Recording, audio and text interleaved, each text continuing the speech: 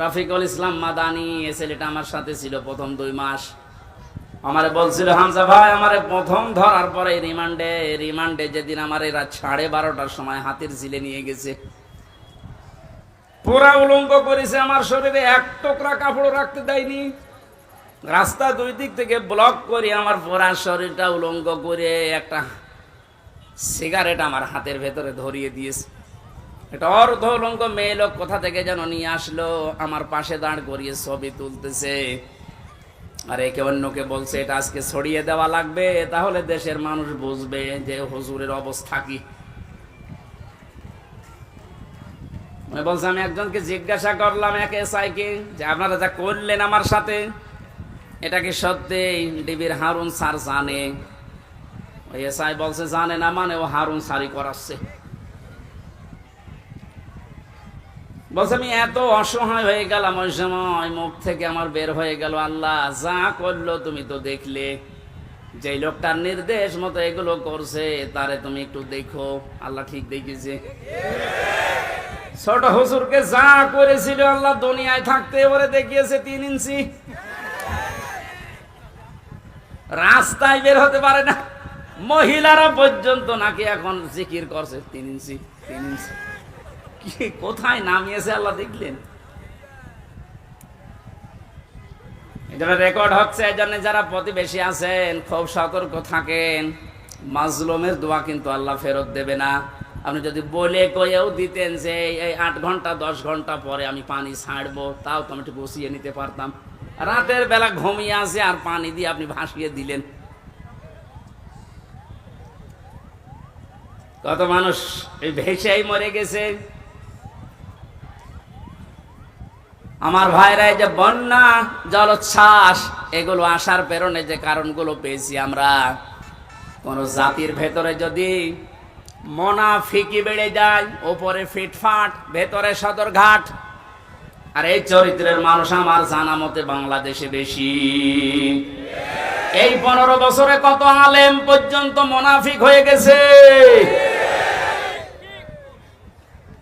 আল্লাহ এমনিতে এই বিপদগুলো দেয় না। আমিনহুম মান আখাযাতুহু সাইহা, কারো উপরে আল্লাহ পাথরের বৃষ্টি নাজিল করে। তাফসীরের ভেতরে পড়েছি, আয়াতের ব্যাখ্যা করতে গিয়ে হযরতে শুআয়ব আলাইহিস সালামের ঘটনাটা ফি জিলালিল কোরআনে আছে। ওয়া ইলা মাদিয়ানা আখাহুম শুআয়বা ক্বালা ইয়া কওমি ইবুদুল্লাহা মা লাকুম মিন ইলাহিন গায়রু, ইলা আখির আয়াত। আল্লাহ পাক বলেন, মাদাইন শহরে হযরতে শুআয়বকে তার ভাইদের কাছে আমি পাঠিয়েছিলাম। তিনি মাদাইনে, হযরতে শুআয়ব মিশরের মাদাইন আইকা এই এলাকায় বাস করতেন। ডাক দিয়ে বললেন, আমার জাতির লোকেরা, তোমরা আল্লাহর ইবাদত করো, তিনি ছাড়া ইলাহ এটা আর কেউ নেই। ইলা মানে, ইলা শব্দের 4টা প্রধান অর্থ আমি এই আয়াতের তাফসীরে পেয়েছি। এক নয়, ভালো করে শোনেন। এই জন্যই তাফসীর মাহফিলে আসতে হয়। আলেমগুলো খেলা করার জন্য এখানে বসে নেই, ওনারা জানে না। এই গুরুত্বপূর্ণ কাজ বাদ দিয়ে ওনার মতো মানুষেরা যদি মোস্তফা আমিন বসে থাকতে পারে, আপনি কি হয়েছেন বলেন তো?